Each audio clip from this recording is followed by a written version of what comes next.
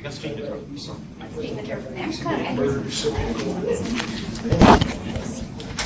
Ashna. How are you? Good. How are you? Hi. Pretty good. Hi, my name's Teresa, and I am the instructor for this class. Thank you so much for visiting with us remotely from Oh no, Vancouver. thanks for inviting me. Yeah, so I worked in Vancouver for 20 years. I've only been here for about 5. And so I worked in the industry there, and congratulations on getting a magazine off the ground. It's great. Oh, thanks. Thanks. Definitely not all just me. Lots of help, but yeah. Perfect. And from what I understand, you went to Emily Carr, or some of your colleagues did? Yeah. So a couple of the designers in the magazine are in communication design at Emily Carr. I'm actually a student at UBC right now. At UBC? Yeah. Yes. Okay, great. Yeah. In what program? I'm actually in chemical engineering. That's amazing. It's a little out of field, but I kind of like to multifaceted. Great. Okay. I'm not sure if you can see from where you're sitting, but I have pulled up Grounders Magazine, your online version. Is that correct? Yeah, issue 4 that's there? Yes, that is issue 4. Actually, if you guys want to, I can send you a link right now and email you the virtual version so you can look at it if you would like. That would be great. I'll do that. I'll embed that on our course. And and one of the things I didn't get a chance to talk to you about was your social media platform and campaign. If you use social media. So we are going to be joined initially by 2 guests that are not working within the journalism industry whatsoever. A corporate communications officer from the city of Oshawa, and then the social media engagement coordinator for the Oshawa Museum. And both of those organizations use social media, and they're going to talk about their metrics. So that might be interesting to you in your role at the Meg, but then I think that'll give you an opportunity to talk about what you guys do, and possibly even engage in conversation and ask questions. I'd love to. It would be great. Yeah, okay. Thank you. Yeah. Perfect. So if you want to send that email to me, I will duck, and I'll embed it, and then the students can take a look at it. I will do that right now. Okay, thanks. So we're not going to start for about 10 minutes. Okay. So they're just on. Okay.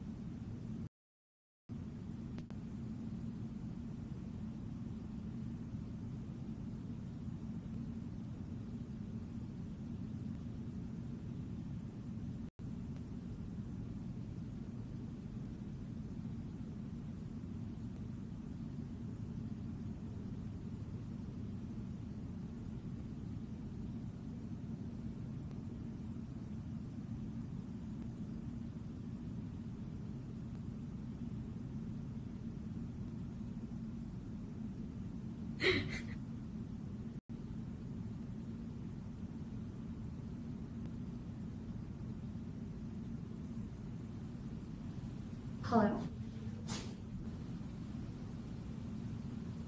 Oh, hi, Jeff. Sorry, I forgot to get back to your email. I'm actually on a conference call right now. Do you mind if I call you back later in like an hour or so? Okay, great. Thanks. Bye.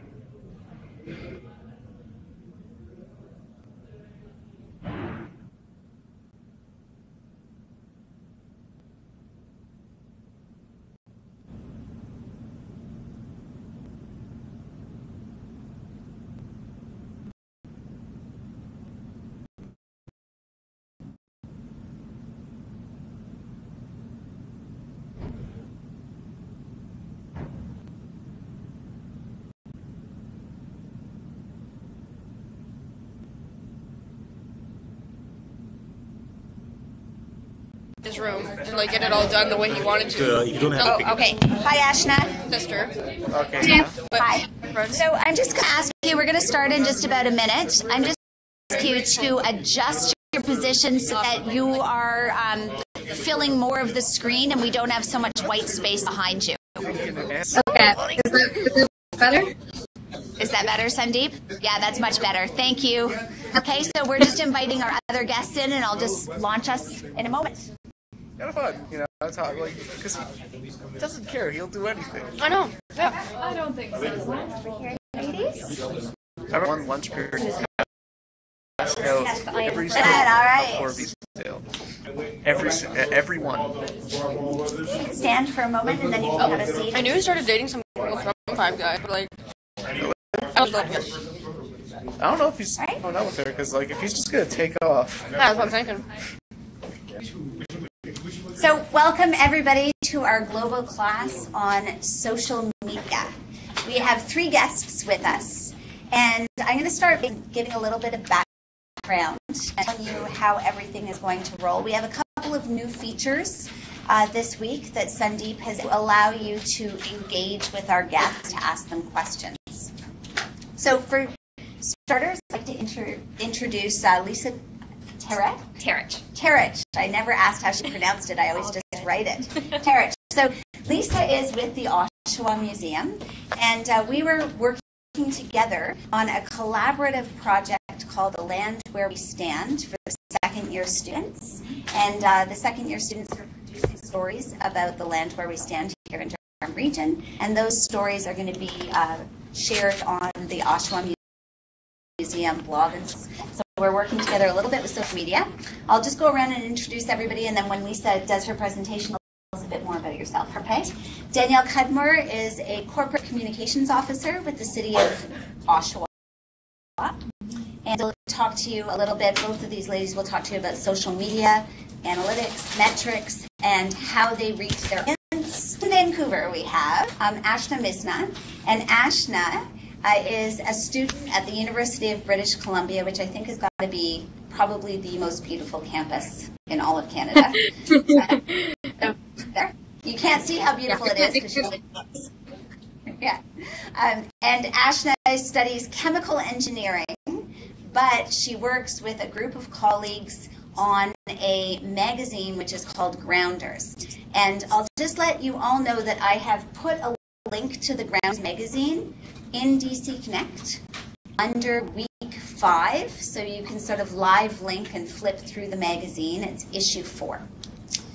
And so the way that this is going to go, we're going to have Lisa introduce herself, talk a little bit about her role at the Oshawa Museum, what she does, how she does it. Then Danielle is going to follow up and talk about her role at the city of Oshawa, what she does with social media, how she does it. And then all together, Ashna and you will ask questions and engage. The new feature that we've added is a live stream chat. So I'm just going to walk over to my computer and I'm going to show you on this screen how it works. All right? The global website. We'll see that Danielle just behind you. You can take a look at it. Sorry. It says Global Class Live, Wednesday, October 4th, social media and the news. And you'll be able to see what people who are watching the stream see here. If you scroll all down sort of here, you can see this live chat, and you can hit the icon here. And any of your friends will show up on this board here. So if you don't actually want to voice a question, speak out loud, you're more than welcome to write. Please be professional and respectful in any of your questions. That goes without saying, and I'm sure you would do that. And we have other journalism students upstairs producing a project now that engage with us through the live chat. Stop and do them then, or wait until the end? Whatever you feel comfortable with, right? So some of us like to sort of keep rolling with our don't want to get interrupted. So if that's what's comfortable for you, by all means. Okay. But if you want to just stop and talk, that's fine. Okay. Okay, and Ashna, you can use the live chat if you want as well, but we're going to invite you to engage and talk to us a little bit about your media once Lisa and Danielle have presented. Okay, sounds All right, good. any questions before we get started? If you have questions, ask them on. You can do whatever you would like. You can wait until the Q&A opens up, or you can, if you're thinking of them as they're going, you can type them in. So what you'll do is you'll just go in and you will put your name, log in as a guest, and just hit login. It should be nice and easy. Jasper, was that your question too? No, I was going to ask how to get it, but Okay. So see this? Did you find it? It's like a little message. The globalclass.org, and then look, if you look over here, see this little guy in the corner? It says two. There you go. Thank you. All right. And just make sure you're pausing the live stream because it will interfere with what's going in the class. So Yeah. there's a live stream feed as well. Just make sure that you're muting that and please pause it. Right? It's not interfering with our class. Yeah, so yes, make That's sure for that remote practice. you mute on the computer. You guys, And then my only question for you would be, how do I move my slides along? Just like down? point at me. Okay. Just look at me. You know what? We'll get into a rhythm of it initially, as we go. Sounds good. Awesome. Well, thank you so much, Teresa. Thank you all for being here today. As Teresa was saying, my name is Lisa Terich, and I am the Community Engagement Coordinator for the Oshawa Museum. A little bit about my background. Actually, funny, Danielle and I were just chatting. We both did our undergrad at Wilfrid Laurier University. But unlike Danielle, afterwards I went on to Fleming College and did their museum management and curator. And not long after I finished that, started at the... So a little bit about me and my background, and a little bit about the Oshawa Museum. Did this group, did you meet our archivist, Jennifer, when she came a couple weeks ago and did primary sources? That was for the second year. Yeah, and that was for our Landmark project. Great. Yeah. Okay, so then if I start introducing the Oshawa Museum, that won't be repeated information. Awesome. So if you are familiar with Oshawa, and you head right down Simcoe Street all the way to the very bottom of, right to the very bottom in Oshawa's Lakeview Park, is where you'll find the Oshawa Museum. We are comprised of these three historic houses: Henry House, Robinson House, and Guy House is our administrative building on the bottom. All three of them are still standing on their original foundations, and we tell the history of Oshawa from the earliest indigenous inhabitants all the way to present day. We've been in our community for 60 years. Collection of over 30,000 objects, over 10,000 historic photographs. Our additional archival collection is just huge. Our collection is constantly growing. We're adding to it every single year. And despite all of this, I am constantly told either, oh, I didn't know Oshawa has a museum, or when I say I work for the Oshawa Museum, oh, so you work for Parkwood. No. The Automotive Museum. No, not that one either. You know those three houses? Oh, yeah. So one way that we work to change that is through social media. That's been one of the best ways so far that we've been able to kind of challenge that whole I didn't know Oshawa has a museum, or hey guys, we're down here. To all sorts of different degrees. We use Facebook, Twitter, Instagram, which I kind of consider to be our big three. We use Pinterest, Tumblr, YouTube, and we also host a blog on WordPress. Now, since 2013, I have been the main staff person to manage all of these different social media accounts, although everybody is an admin for our Facebook page. So there are 5 full-time staff at the museum. All of us have admin requirements of admin of Facebook, but I do all the rest of the channels. And we went primarily with one contact so that we could have the same tone of voice throughout our different social media channels. As well, when you've got lots of hands in the pots, there's an opportunity for posting the same thing over and over. You don't want to put too much out. So with one person having access to the different channels, you're ensuring that you're not posting too much, cross-posting, all things like that. Each site has its own purpose, so we use Twitter more than Facebook for promoting our events. The lifespan on a tweet is very, very short, so I will tweet more than I do use Facebook. Facebook is great for our events. We have very, very little to zero control over the back end of our website. It is the bane of our existence. So one of the best ways that we're able to promote our events and to really make them known is we use Facebook and the Facebook events. We've also been boosting and paying to promote the events to get a little bit more notice for them. Instagram, current happenings. Of course, you guys all know Instagram is so visual, and being located down in Lakeview Park, we have got fantastic views that we can share. It lends itself great to that medium. Every Thursday, we use a photo from our archival collection for a throwback. So again, we've got just a lot that lends itself very well to that medium. I was also getting a lot of interest throughout the summer by using the Instagram stories. I've been falling a little bit behind on that, but I'm getting back to using it. People love it when I share things of the lake. We are right at the lake. People just, and I get a lot of engagement when I use those.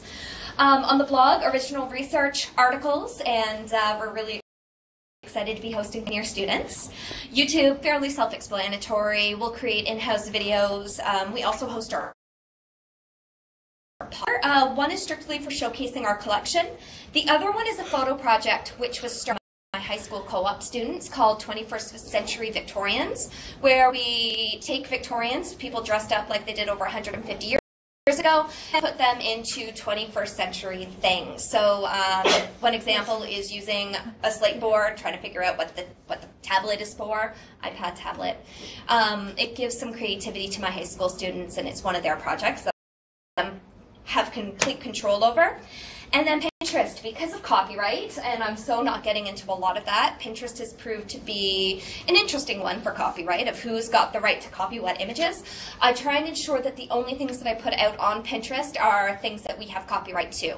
So I kind of look at Pinterest as where I take every image that I've put out on social media over the week, and it kind of put into our little Pinterest account. And that's how I use all of our different channels. I'm blatantly using a quote from Ryan Dodge. He does the social media for the Royal Ontario Museum. If you're not following them on social media, oh my God, they do an amazing job. But I am not a social media guru. Everything that I've done at the Oshawa Museum has been self-taught. I do not have a background in communications, but I do love social media. So I think I've got a strong understanding of the different platforms that we use, and the platforms that we use I've chosen mostly because I understand them. I don't understand Snapchat. I am not in a rush to give the museum a Snapchat account because I don't understand it. So that's kind of why we have the ones that we do.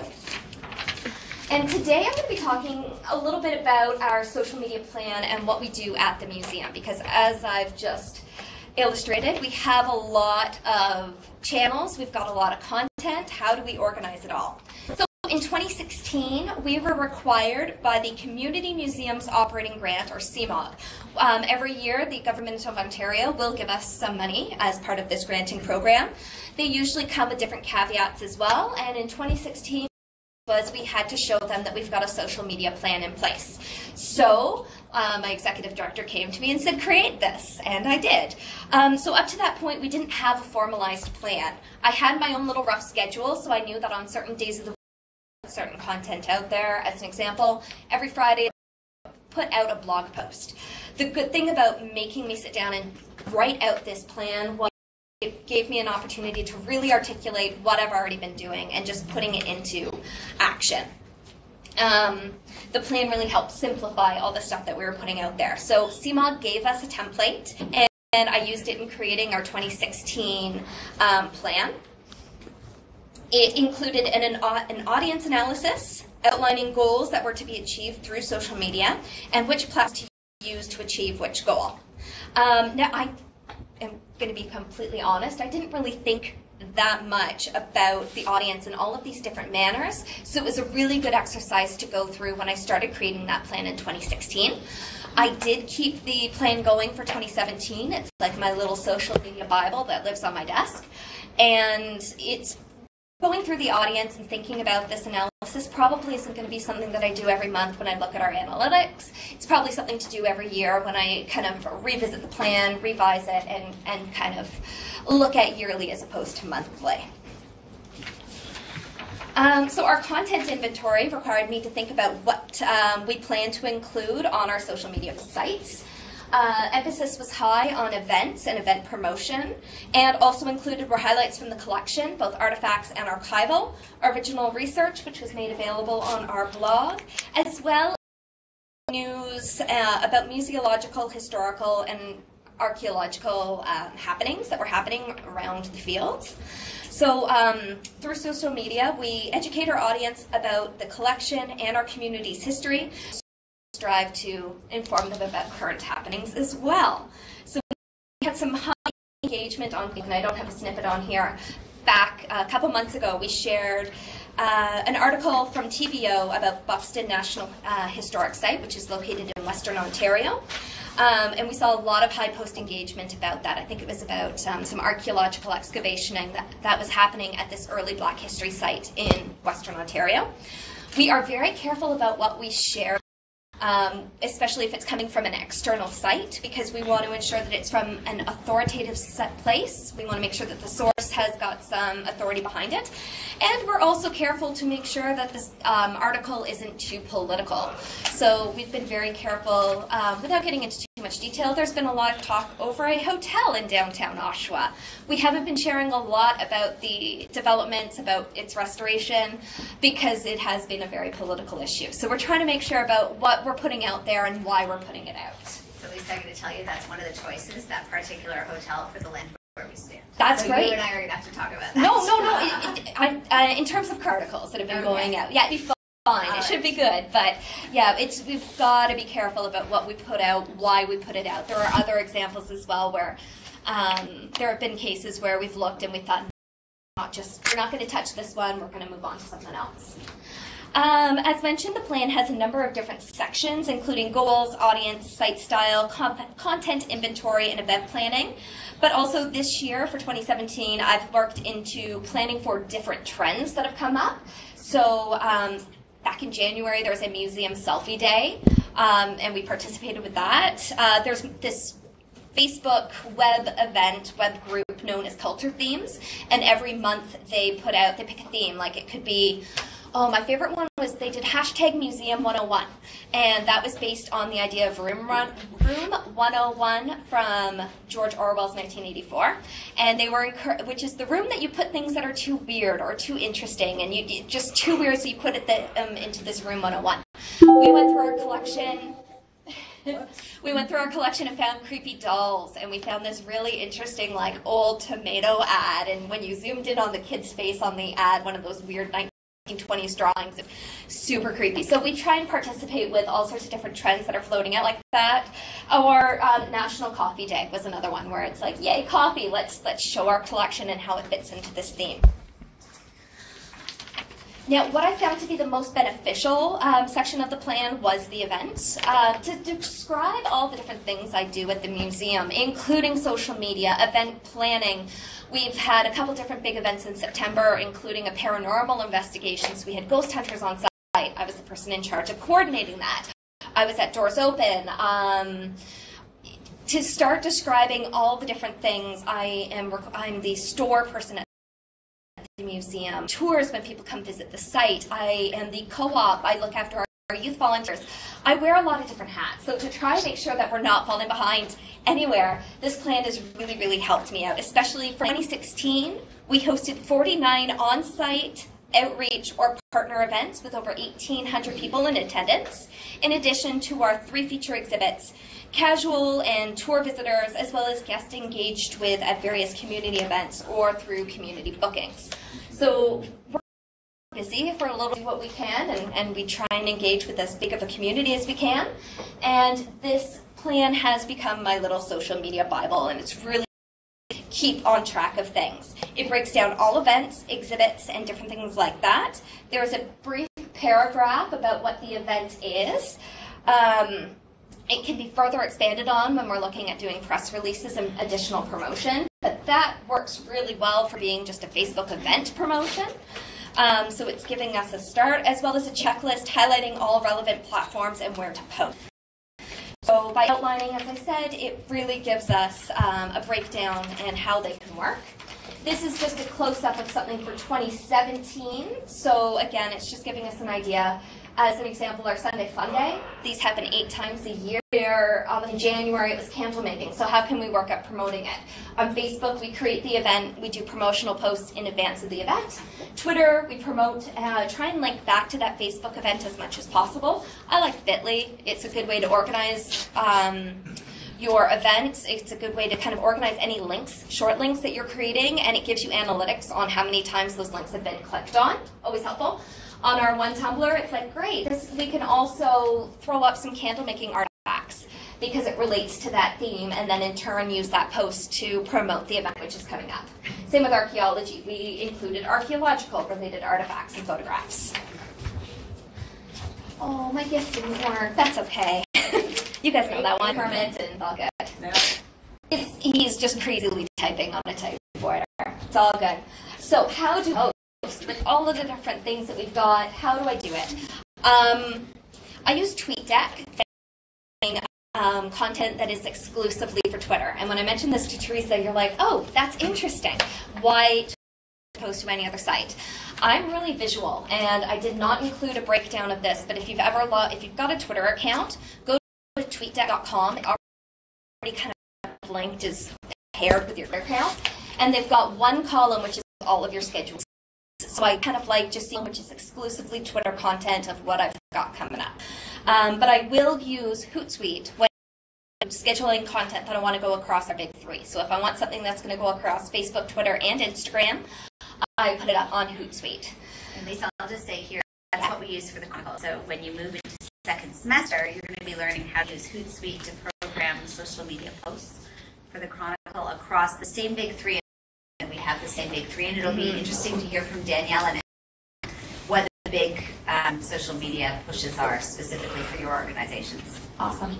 And you'll also find Instagram. Facebook has got a built-in scheduler. Twitter's got their built-in scheduler. There's no way to really pre-schedule Instagram except for using an external site like that. So I found her really cross-promoting and cross-scheduling those different things. For blog content, I use the built-in scheduler within WordPress. It's a real. Has anybody dabbled with WordPress before?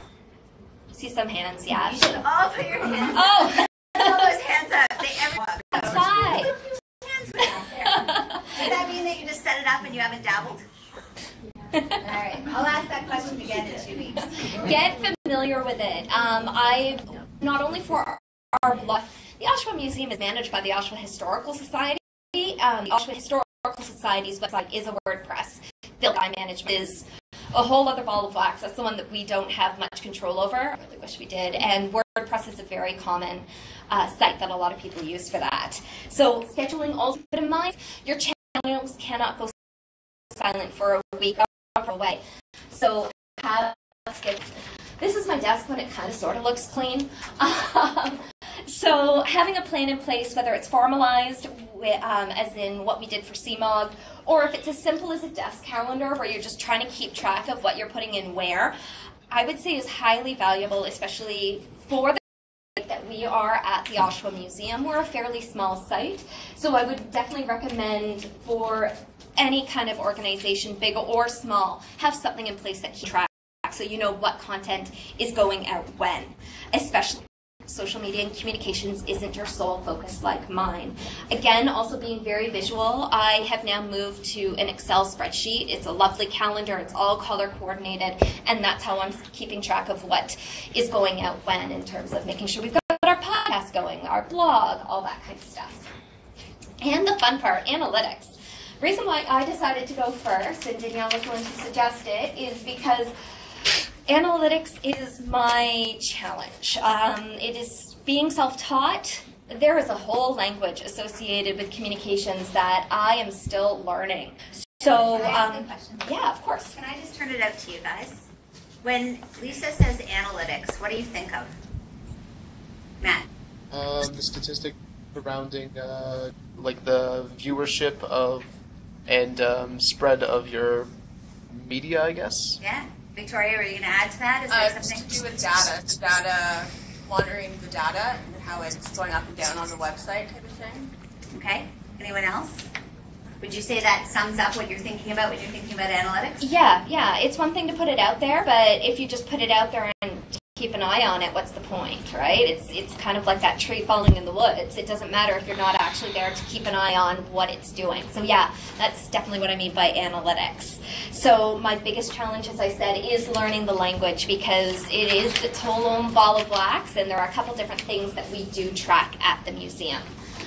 So one of the first things that we track, and the thing that we've been tracking the longest, is our followers. I thought I got rid of that. This is one metric that my executive director loves. Being an external agency for the city, we have to report some stats back to the city every year. Social media followers is one of those stats that she always goes back on. So the kind of, you can see how we've grown since 2013, 14, 15, and at the end of the year 2016. We have consistently seen growth across all of these. And even though Instagram is kind of my tiny one over at the side, it has been my biggest, seen the biggest jumps in our followers. But of course, followers is only one of the analytics that we look at. Where all events are covered on our social media. In 2016, we made sure that every single event was covered, some more than others. Where we saw the highest engagement with posts was always with our historical photographs. People love seeing what things used to look like. So this one, as of a couple weeks ago, when I was putting this together, had reached 7,000 people. It had probably reached a little bit more. I also will share these posts, so it doesn't only go out on our Facebook. On our Facebook channel, I'll share it to different Facebook groups as well to try and increase the reach and increase how many people are seeing it. I can just jump in here again. Yeah, of course. This is the beauty of the collaboration between the Chronicle and the Oshawa Museum. So Yes. whereas the museum has such a huge reach in a way that we don't at the Chronicle, we have a demographic that the museum doesn't reach, right? So how many of you knew that Oshawa Museum existed? That is, yeah, I like it. Yes. Yeah, okay. So the Oshawa Museum wants to make sure that your demographic, this age group, is engaging with their content, right? And we at the Chronicle, I keep muting that, I'm going to have to turn this off All and good. deal with it. But we at the Chronicle want to make sure that we reach the same number of people that the museum is. Yeah. Yeah. No, that's awesome. So, and there is some content that we know is going to reach more people. I will say 7,000 is high. On an average post, we probably won't reach that many people. But that is with the help of sharing and really spreading out our audience. I am compulsively checking our insights. Every morning, I'm kind of logging in and checking on post engagement, seeing how many people it's reaching. They've also got this fun feature when you go farther into the analytics where you can see how you're doing compared to other sites. And I always like it when my reach is higher than other organizations. I'm like, yes, look at what we're doing. And then this is our Instagram insights, so I do check that as well as often as I can. For the past little bit, I've been a little lazy with our Instagram account. I will be completely honest. So that's a snapshot as of Friday. So it gives you the analytics for the past 7 days. And you can see I put something up on Wednesday and I put something up on Thursday. That's when our engagement started growing. That Friday to Thursday, I was lazy, as I said. I've had a lot on my plate, and I just didn't get a chance to get a couple things on Instagram. And our impressions and followers and engagement suffered because of it. So since Wednesday, I've actually put something out, a new post every single day, and our engagement looks closer to the Thursday for every single day as opposed to what that snapshot looks like. Instagram, I track the reach, post, so how many people have seen it, engagement, so if people have liked it or beyond that. And interestingly, I also track what time my users are the most active. I see a lot of engagement. People are checking and our stuff is popping up on Instagram, usually around 8 or 9 p.m. I don't know if that's just when our users are logging in and finding us, or I don't know, but we get... It's the same for the Chronicle. I don't... Interesting. What about for you? Yeah, our Instagram is better. Evening. And Ashna, do you know when people engage mostly with your social media? So for us, I would say around like 5 p.m. Ontario time. It's probably good. Between 5 and 8 p.m. Okay. Interesting. So it seems like the... Yeah, so maybe it's just the demographic that we're hitting, and they're logging onto Instagram at that point. But one thing as well, having a plan doesn't completely handcuff us. So last year there was that big Pokemon, like a huge Pokemon surge. Some would say it hasn't really gone away, especially if you've seen Mark in the summer. It's just insane how many people are just out on their phones like this. And it was a trend, and we jumped on it. So it was a blip. We didn't want to miss being a part of it. So I had my summer students dressing up in costume and attacking the Pokemon with frying pans and a root beer. Or Karen's down in the archives being like, hey, what are you doing down here? And I was putting that out on our social media, and it was getting a good amount of attention as well. So even if it was just a blip, we made the most of that moment. There are certain things that you just cannot plan for. And if your organization allows you to, let your natural voice come out. That's one thing that we do have some freedom with, is being an external agency from the city, we are that step removed. We don't have to go through a lot of red tape that a lot of other organizations do have to go through. I wanted us to get an Instagram account, so I set up an Instagram account. It's not that easy for a lot of other organizations. We do have a policy that I have to adhere to, understandably, but I can put out posts like this and say Mondays are the hardest, am I right? Or when we noticed we had groundhog, it's like, hey, guess somebody really wanted to dig into Oshawa's history. That's a video, it was a boomerang of our summer students jumping out from behind the carriage, and that got a lot of play on our Instagram. And 2 weeks ago, we were having a lot of fun with the Oshawa Libraries. If you can follow them, they're another funny one to kind of follow. We tweeted out a food pun, and the two of us kind of kept going for a couple tweets. And I finished it off by saying, we do not think it could have been any sweeter. So behind every social media account is a real person. And my boss is really wonderful in that she lets me and my grown-loving, grown, pun-loving, cheesy self come through. Laura, quite a bit of freedom when it does come to the social media channels, within reason, of course. But I do let my personality come through to an extent. And with that, are there any questions? Yes. I know that you tracked it with all the analytics, like your growth in followers, but did you notice that once you got social media and it started kind of rolling, did you notice that you had more people visiting the museum or people more interested in coming to your event? Did you personally notice that? We've seen some of that. We're also just in a unique place where people happen to discover us. They're down in the park. They're like, oh, we didn't know that you were here. So we get a lot of, but we do have a lot of people.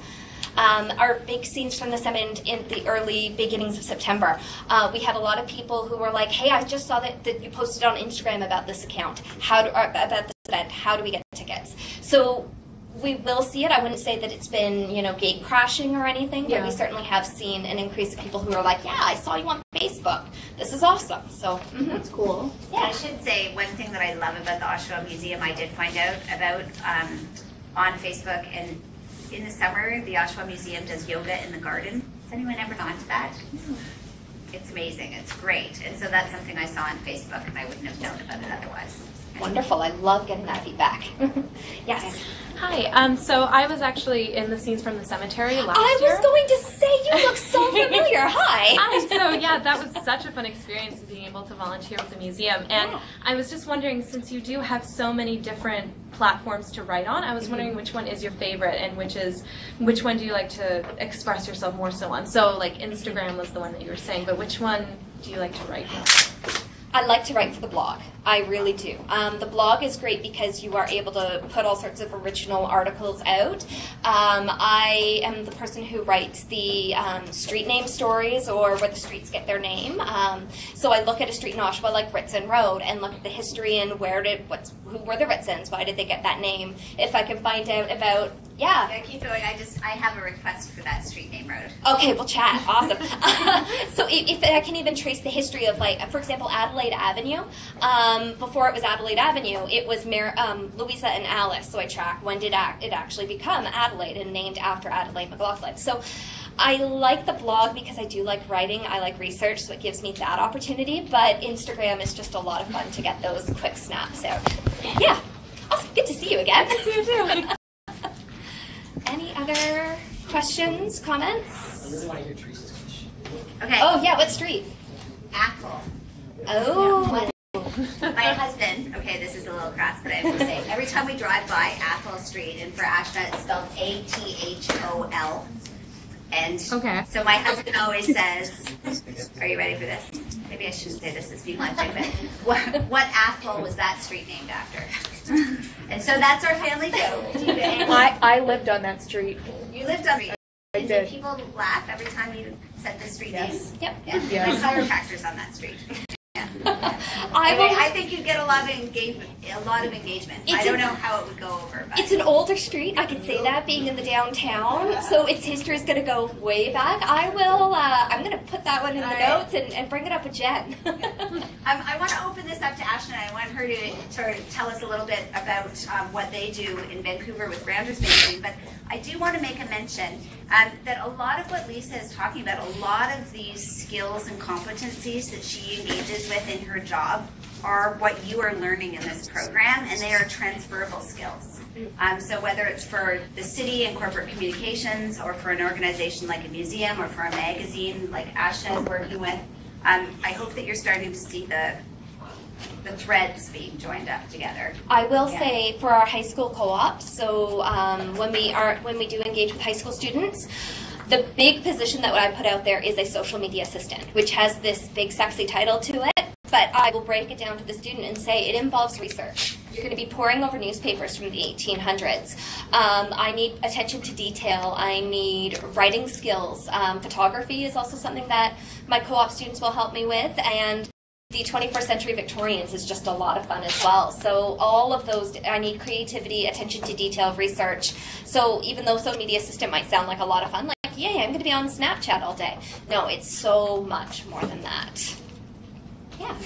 And our students, the second year students, will be contributing to the Oshawa Museum's blog with the Land Where We Stand projects. And it was really interesting for me to hear that your past get so much play on social media. Mm-hmm. And so part of that project will be pairing a picture of the past. So for example, on the shores of Lake Ontario, there used to be a spy camp. Does anyone know what it was called? Camp X. Camp X. Camp X, right? So there are archival images of Camp X where cars were blown up. And so students have gone and taken pictures of that exact same place now. And you can sort of pit those side by each. And you wouldn't know when you're standing on that end that spies, including Ian Fleming, who wrote the James Bond series, blew cars up in training for the resistance to stop supplies during World War II. So that's blog and podcast. You have so much going on. We do, yeah. Ashna, what about you in Vancouver? What does Grounders Magazine use? Are they any similar items? Or? No, definitely. So we use Facebook. Our Twitter isn't really something that we use very much, but we have one. And we also have a Snapchat, just kind of to hold the names. I find personally, Instagram is like a really quick social media use, but in the end, we're a product that we're trying to sell. So a lot of the people who follow us on Instagram are kind of like around the world and probably not actually buying the magazine or putting any money into the product. So we put more of our time and effort into Facebook posts because all the engagement there is a lot stronger and there's a much higher retention rate. Also on our Facebook, we advertise all of our blog stuff. Our blog isn't on WordPress though, it's on our actual website. So we put things out there like a couple of times a month, and then Facebook has the best reach in that of, conversions of people going from Facebook to our website. So I guess in that case, Facebook's my favorite just because like people go on Facebook to kill time, so they will actually read content and they're more easily persuaded into spending money versus on Instagram or Twitter where it's kind of like I want to see pretty things and I want to just feel good about myself. That's interesting. I think that draws a really good attention to our audiences, right, and the demographics that we're trying to reach. Yeah. Another really big thing is your demographics. On Facebook, we run a bunch of like Facebook campaigns and ads, and it's really easy to target exactly who you want, like location, what their interests are, what other pages they like, how old they are, and where they live, and everything. It's the same thing with Instagram because now Facebook owns them, so you can do cross ad campaigns really easily.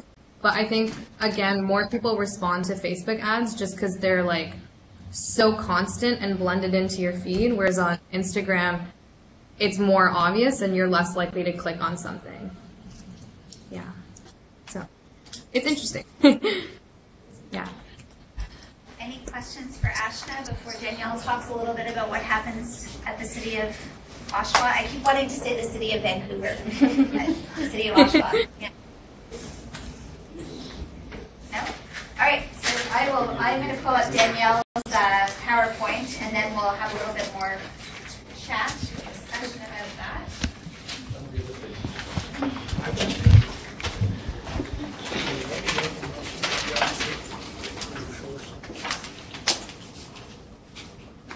Danielle. Hello again, everyone. My name is Danielle Cadmore. I am Corporate Communications Officer at the City of Oshawa.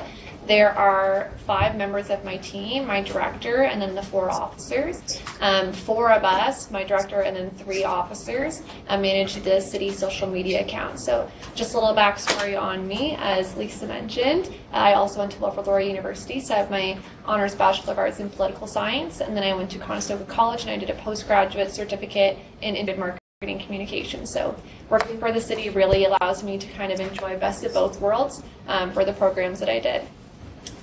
So, so I'm going to go through our social media stuff. Oh, perfect.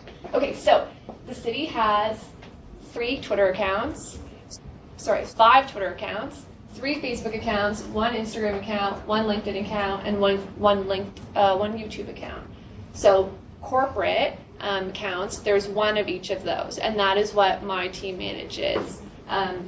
We also have a Twitter account for Active Oshawa, which is our recreation initiatives, Culture Counts, which is our culture initiatives. Oshawa Fire just launched there in July, and then we also have one for economic development, which is called Invest Oshawa.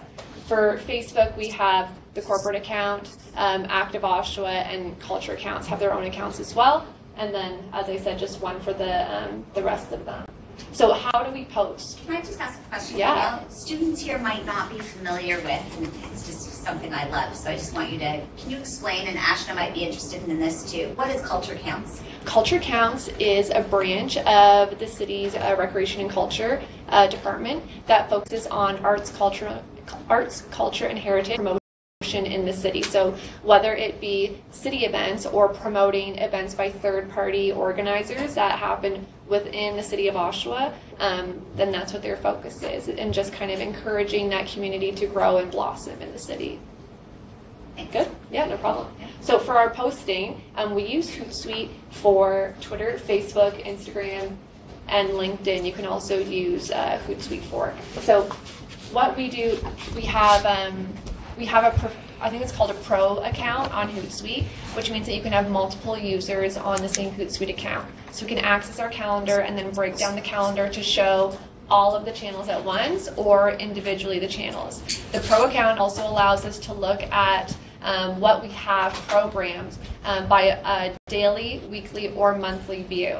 And how we manage that is that we also have a joint email account, communications@oshawa.ca. So every week it's a new person who is actually monitoring that email account. If you're on monitoring for the email week, you are also on for monitoring all of the social media accounts and also just watching over the website. So we kind of break it up that way. Social media is not any of our full-time jobs. We are also responsible for media relations, event management, brand management, graphic design, both of our city websites, and community engagement, which is our newest initiative, which I thought it was really great to see that you had the option for people to post comments that they wouldn't necessarily have to raise their hand up and ask the question, because not everyone is comfortable doing that. And that is the entire reason why we went with the online engagement portal, which is connectoshawa.ca, small plug. Sorry, can you go back for 1 second? Yes. Okay, so here I talk about realistic review. So I am going to focus on social media metrics a lot, and we're going to talk about the difference between metrics and analytics.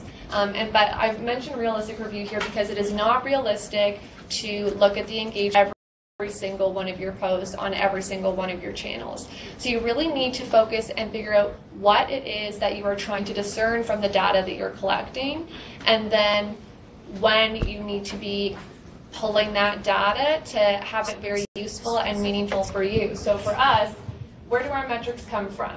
We download our metrics directly from the source. So Hootsuite does provide analytics that they can email you, but we were finding there was differences between the data that Hootsuite was sending us, the data if I went and downloaded directly chances are it's probably more accurate when you're getting it right from the source. So that's why we've just kind of wiped out that Hootsuite analytics bit and are looking more to just pull right from there. So we pull, sorry, can you go back? Sorry. Yeah. So we pull from Twitter, Facebook, LinkedIn, and YouTube directly. I do use a third party for Instagram, and it's called Iconosquare, one word. And it's a really great analytics platform that I think is under $10 a month. And it provides you with your reach, your engagement, how many comments, like what has the most engagement of all of the posts that you've ever done, or within a specific time period. Do you have a question? It's called Iconosquare. ICONO Square. So it is very good. It also, as you mentioned, kind of what we refer to, provides you with your sweet spot. So what is the best time of day to post on that channel so that you get the most and the highest engagement. So for us, for our Instagram account, right now it's Fridays at 8 p.m. That's how specific we look at, which is really neat. For our Twitter and Facebook accounts, we find that posting first thing in the morning. What's the first thing you do when you guys get up? Check your social media. You check your social media. So we do first thing in the morning, right around lunchtime. People are having their lunch, they're scrolling on their phone. And then right when people get home from work, so probably in that 6 to 8 o'clock range, you get home, long day, you've been on the bus, you're driving, so now you're home, checking your social media again, or right before bed. So we try and take advantage of that. Yep. I have a question. So how many of you check Twitter when you first wake up? Couple. Okay. How many of you check Facebook when you first get up? How many of you check Instagram when you first get up? How many of you check YouTube when you first get up? Interesting. How many of you go to a news site when you first get up? Okay. All right. How many of you have news sites being channeled through your social media platforms? Oh, yeah. Right. Don't leave out my favorite. How many check LinkedIn first thing in the morning? No? No one? Okay. Just wait till you're looking for a job. Yeah. Okay, so then monthly versus campaign metrics. So these are the two different types of metrics that we collect at the city. So our monthly metrics are what the corporate communications take care of for all of the accounts. So that's the 5 Facebook accounts, the 3 Twitter accounts, and then the Instagram, LinkedIn, and YouTube account. Campaign metrics are the responsibility of the branch who developed the campaign messaging. So if Active Oshawa, the city's recreation department, is running a campaign to increase registration in their fall and winter programming, it's their responsibility to pull their campaign metrics for that and to look through the data. We will absolutely go through and provide analysis with them one-on-one and make recommendations as to how they can improve their messaging to increase their reach and engagement, but it's their job to go through and pull that. And this model that we actually just finalized it this year allows us to kind of oversee and provide tips and recommendations to assist in the further development of these channels, but without us getting fully bogged down. As I said, this is not any of our full-time jobs, or it is my full-time job, but like this is not what I do all day. So I'm trying to not make it what I'm doing from 9 to 5. Okay, next slide. Trying to get there. I'm interested in this. This is interesting to me. So I've pulled, this is Twitter and this is Facebook. I was hoping this would be a little bit bigger, but it's not. So this is what our monthly metric like. So I'm going to go through and read what the columns are so that you can see them, okay? So we've got the year 2016, breaks it down by month, and then if it's highlighted in yellow, that means that's a number that is going to be input manually by a member as of the first of the month. Follower growth, annual growth number, annual growth percentage, number of posts, impressions, annual impression, clicks, annual link clicks, likes, annual likes, retweets, annual retweets. I'm going to fall down at some point. Annual clicks, links, retweets combined, engagement percentage, annual engagement, and then any notes. So notes refers to, let's say we hit a milestone that month. So I just want to note that if we hit, here you can see, hit 3,000 followers. So just to know what happened at that point. So as I mentioned, anything in yellow is what we input automatically, or manually. Is that better if I stand here? Sorry about that. So we're on the first of the month or the closest business day to the number of followers, number of posts, impressions, link clicks, likes, retweets, and engagement. Everything else here that is in white is we have put it in Excel, and now there's a formula so that it is automatically calculated with the data that has been input. So all of these other numbers, I did not have to manually do them, and then they were just there at the end of the year, and it was amazing. It's like, Happy New Year, here are your stats. So that was great. So for Facebook, we collect number of likes as of first of the month, monthly growth, annual growth by number, annual growth percentage, number of posts, post reach, annual reach, clicks, comments, likes, shares, annual clicks, comments, likes, shares, engagement rate, annual engagement rate, and then notes as well. So there's a lot of similarities there. Oh, you want me to go back? Sorry. Okay. Was I not on the camera anymore? Okay. What was I talking about? So annual. Oh, yes. Annual.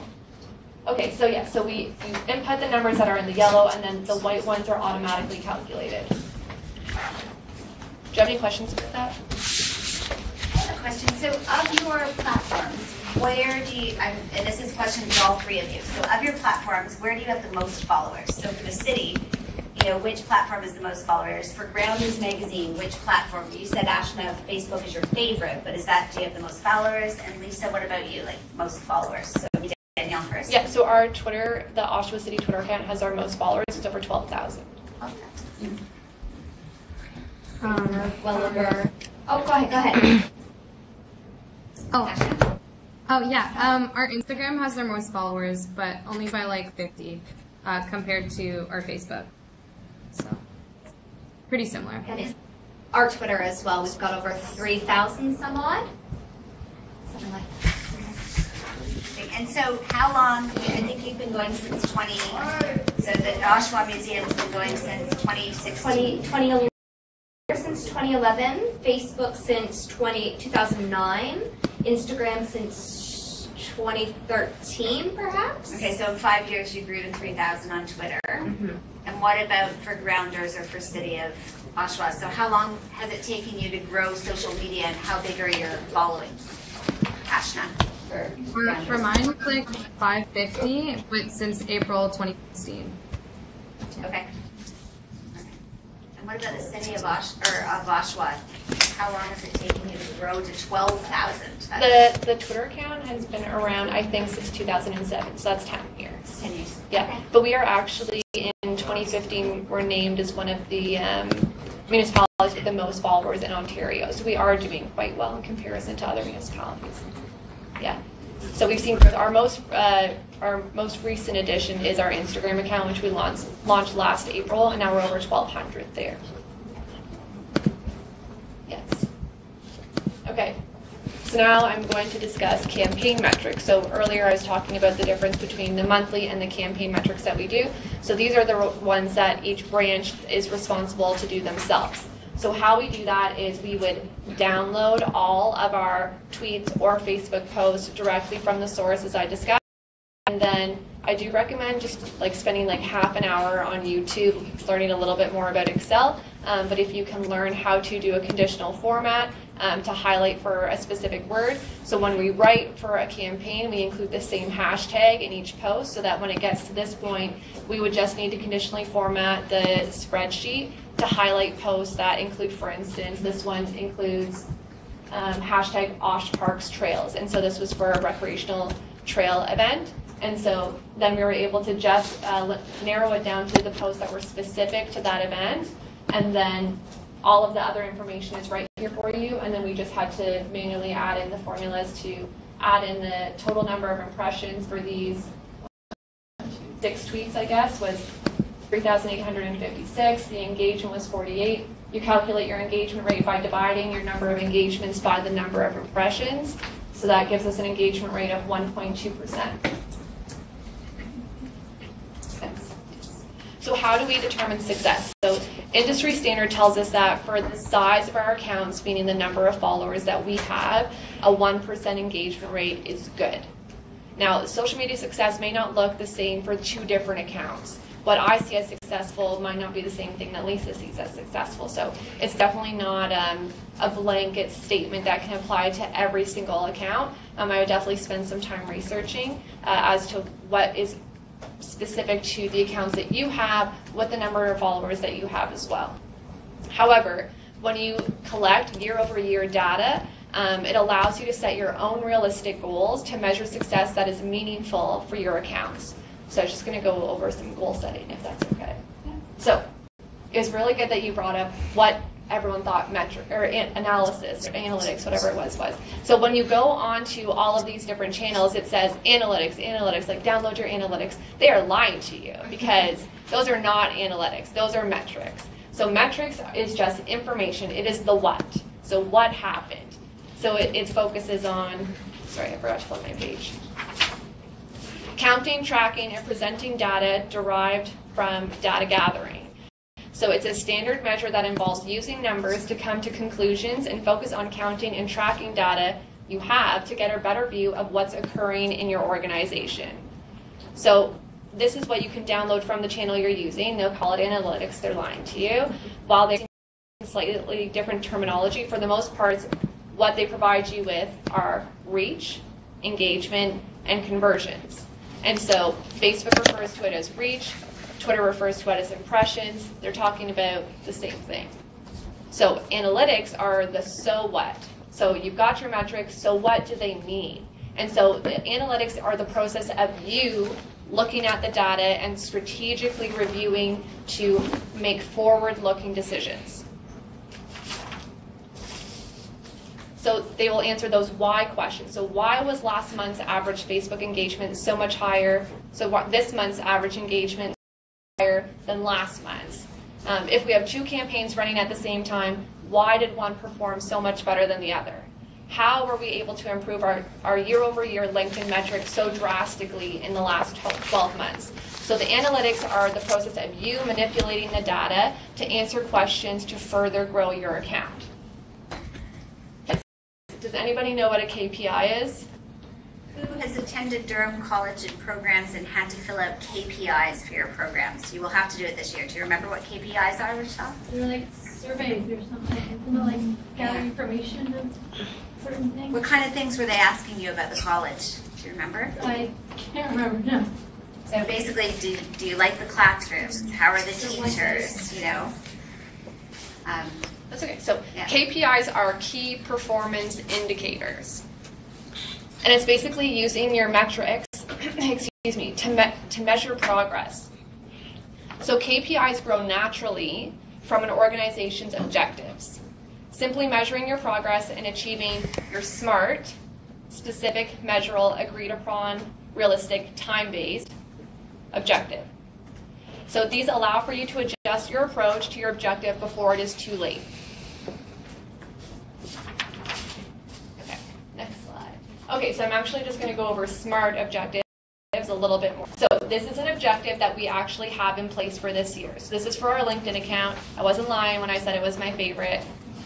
So this is our one that we're hoping to go to reach that is based on the number of followers. So it says increase LinkedIn followers to 2,500 by December 31st, 2017. So we know that this is specific. It is very what we're trying to accomplish here. Objectives do not need to be long and drawn out. Short and sweet, get your point across. What is it that you're hoping to do? It needs to be measurable. So we know that by December 31st, we want to have 2,500 followers. So as of December 31st, I will, I either do or I won't be, I'm not sure if we met this objective or not. It's very clear here. It is agreed upon. Our team reviews all of the goals that we set, and we are all committed to meeting this goal and objective together. It's realistic, and so this is where KPIs come in. So entering 2017, as of January 1st, we had 2,033 followers. So I needed to get, 467 new followers in 1 year. In 2016, we averaged 37 followers per month. And I know that because that's what my metrics told me.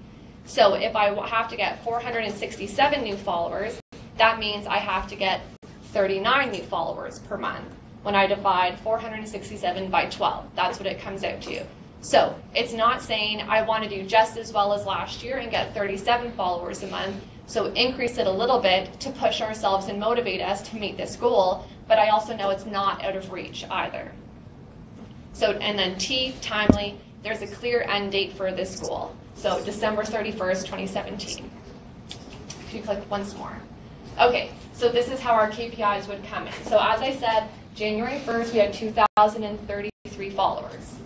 So this should look, if you had like binoculars, you would see that this is what my monthly metrics look like. So this is what it would look like as we're going through this year.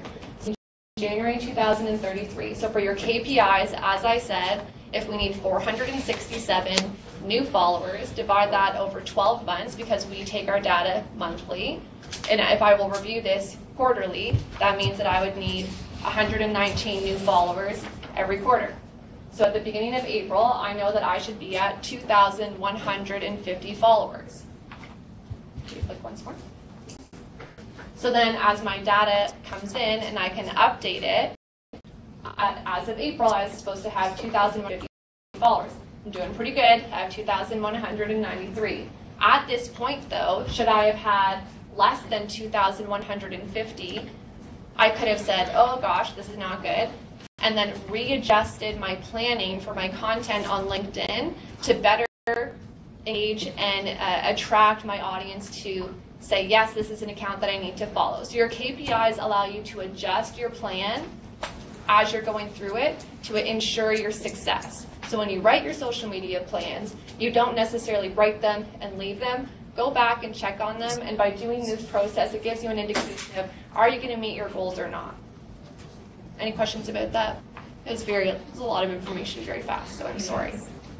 Okay, so how have we used metrics and analytics at the city to improve our accounts? So your metrics and analytics allow you to better understand who your audience is, why they're interacting with you, and how you can better serve them. So for our Twitter account, we know that our audience likes informational focused messaging. And so they're not really as interested in, oh, an event, or, oh, here's a nice photo. Like, they like those as well, but this is where they go to find our information. We also were able to discern our sweet spots, which I discovered just by looking at the metrics to see when people were engaging with us most.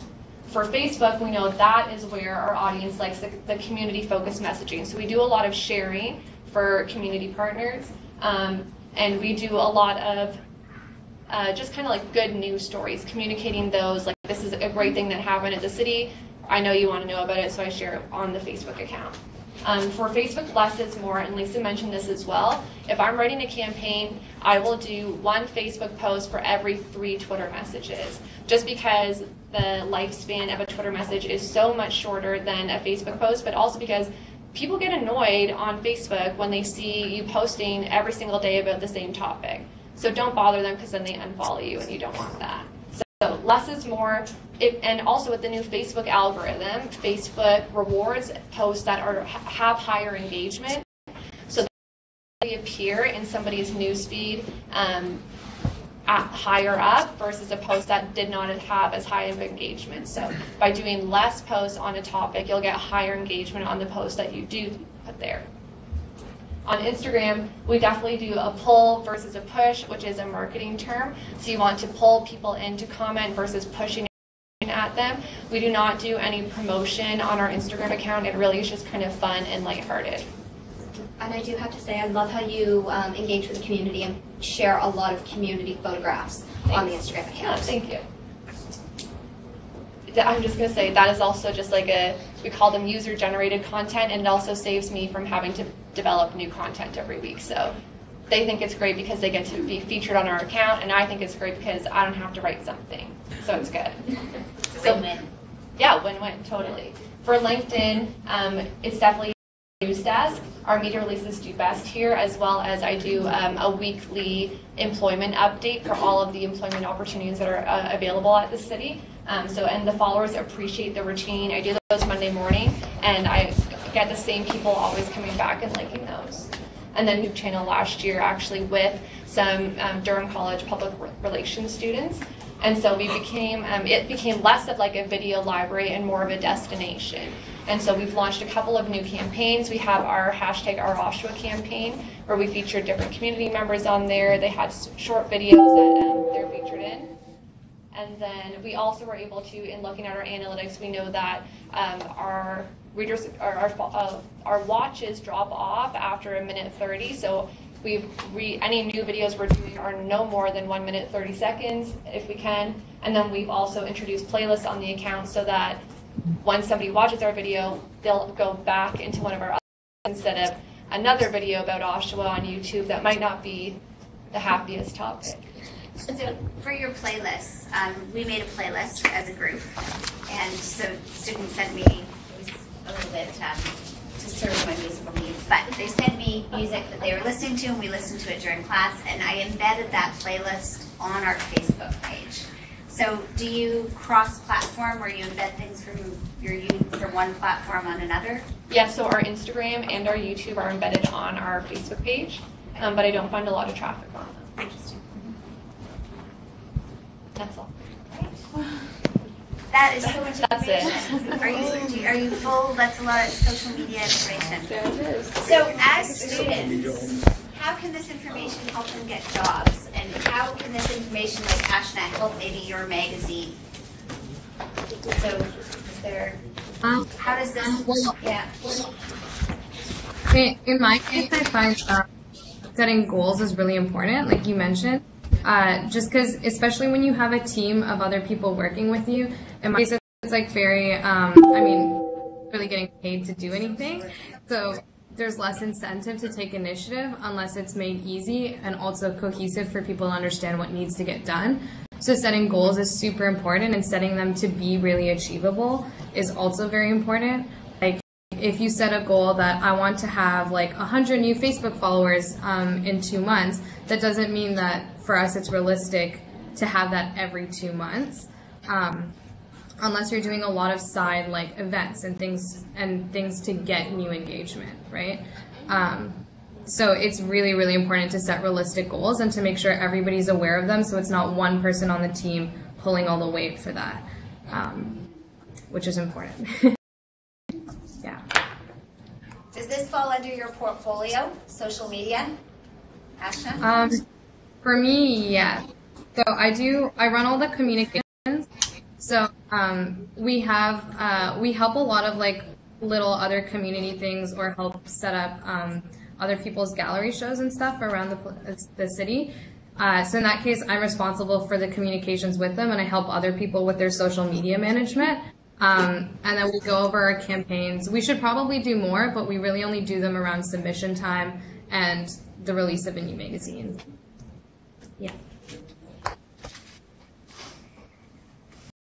I think that once you graduate and going out and looking for a job, being able to say that you can look at metrics and know what they mean, and then do an analysis on the social media messages. I know when I interviewed the city since 2014, and when I walked into my interview, I had printed off my analytics that I had done for the previous company I worked for to show this is what I can do, this is how I use this information, and this is what it resulted in, to show not only content that I need to for these social media messages, but I also know to go back and look at them and adjust them so that I can ensure the success on these accounts.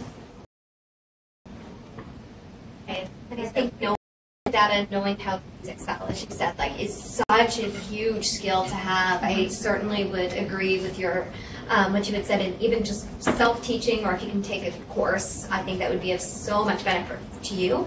But yeah, knowing the data, knowing how to manipulate it, and knowing, for me, it's knowing what my boss is looking for. My boss really wants to know followers and how many people are viewing our channels, so I'm able to get that information to her. I would highly recommend just having a basic understanding if you can. Are there any questions? I like to also add, yeah. I just also want to add, like, it's really important to know how different systems operate, like, in terms of the way their algorithms are laid out for best, like, for your post to show up faster. Facebook has a lot of ad manuals out and stuff about how to get your post to have more reach, like the ideal amount of photograph and the right amount of text and where it should be laid out in ratio to the amount of image. So all that stuff is really important to also improve your Facebook, like any engagement, really. And every single social media platform has the business account, and you can just Google it and find advice on what is the best kind of post you can make, and that's really important to look up ahead of time. I think there was a question. Janice? Yes. So this isn't about metrics or analytics. I'm just curious. I used to do social media at my previous place of employment. And I just wonder how you guys handle negative comments on a post, or if you get like a negative review, how you guys deal with that. Yes, I deal with those often. Yeah. And there are definite times where we just don't respond, because it's just going to continue to go. Like there's definitely users that are just there to say negative things for the sake of saying negative things. But if there is a valid like comment or question or something that if there's a street light burnt out or anything like that, like that's definitely something that we respond to with Service Oshawa. They also work on our social media accounts to respond to those questions. But when you can, and kind of once you get a feel of your account, when those comments are just basically people trolling, then we just don't engage, just because it's not going to end. Yeah, I would certainly agree. We're quite lucky. We're not like the city, and people aren't as out to troll us, and maybe being a little bit smaller has kind of helped us with that. Not engaging, doing what we can to try and educate. We'll have people quite often getting on and commenting about what date something should be, and then trying to argue with us in regards, no, it should be this. Okay, thank you for that. And we try and keep a lighthearted tone, but if something is really beyond that, it's the exact same. There are some people who you won't be able to please, and you don't really engage if there's no opportunity to have an open conversation. But yeah, we try not to let anything go. We try to respond if it is appropriate. Yeah. The other thing too is that in our social media policy, it's posted, or a link is available on all of our social media accounts, and it does specifically say that if anything violates the policy, that we can remove the post from the page. If anything's too vulgar, we will. I think we've done that once or twice. Yeah, we don't have to do that too often. But Have you been trolled for Grounders Magazine, Ashna? No, but I have heard some stuff at one of my other jobs where I work with foreign students sometimes, and they'll post like some angsty things. But what I do is I do actually, especially if it's in a Facebook group, delete it, but then I'll message the student personally and be like, hey, like, just to clarify, like, this is why we do something this way. This message really didn't need to be shown to everybody else, and just kind of deal with it on a personal level. It's easier when it's not like too public or anything. And also if they feel like their concern has been addressed, right? Like they've been responded to, I think it's important. And Facebook has a one feature where you can hide the comment, so it doesn't show up to anybody except the poster. So and their friends. I haven't had to do that for our museum, but I'm part of a museum social managers Facebook group, and if there's a lot of negativity, people are they always suggest just hide it. The poster won't know, but nobody else can see it. Yeah, we will not hide messages unless it does violate the policy, just because that is what our policy says. So otherwise, everything is there. And Facebook actually has grown so that if there is a swear word, it automatically hides it now as well. Oh, interesting. Yes. So, but yeah, people are entitled to their opinions, even if it's ones that don't necessarily reflect our position. So we're not going to hide somebody's post just because we don't agree with them. Any other questions? We've gone over time, and I'm sure Ashna, being both a student and somebody who has a job and also running a magazine, has to get going. But Jackie has one question, so we'll wrap up with this. Okay, it's not really related to analytics or metrics. I hate to out myself, but I don't know what Grounders Magazine is. Can you just quickly tell me what it's about? Oh, yeah. Okay. No worries. What Grounders is it's a biannual publication featuring artists from around essentially North America in any medium. The main focus of it is basically if you're a new artist, it's really, really hard to expand your reach past like your initial friend circle or anything. And even if you wanted to get into a gallery or a larger publication, it's really nice to be able to say that you've been published or something beforehand. So basically the way we run is on a submission basis, and then we'll pick from the best submissions, and it like the age range, the mediums go from like poetry, cooking, photography, painting, like really anything. We're really open. And the main focus is really just to help young artists get a bigger audience. We also ask, we kind of think it's really important to show that the views of youth really change. So you'll see this in the virtual issue, but we ask students, or not all students, we ask the artists, if you needed to change your perspective, what's something that helps you do that? And we published all of their answers. It's just a really nice way to get ideas on like when we're really fixed in a certain vision right now, how to change that. So like that. I think, is one oh, one sec. No, this is the free version, right? I just went off your website. Yeah, so it's not the free version. Because the website one is like before. All right, so I did embed on DC Connect a version, free version. So this should work then, right? Yeah, so this one you should be able to flip through. So that kind of tells you about the questions we asked our artists. And you can kind of see that there's just a lot of different things. Yeah. Yeah, so that's kind of what we do. That's like our main focus. I'm working on another project. High school students, I find if you're interested in music, that there's only like a couple of ways you can engage in that, which is mostly through stage band. But what if you wanted to rap or be a producer or like start a folk band or be a DJ, right? So I'm trying to start a program where we connect high school students who are interested in that with other like youth who have been making music in that industry for like 5 years or so, and kind of do a mentorship program. So we kind of dabble in stuff outside of print, but the main focus is really just to help young artists. Does that answer your question? Yes, it does. Yeah. Thank you. Yeah, I'm just going to cut in front of here.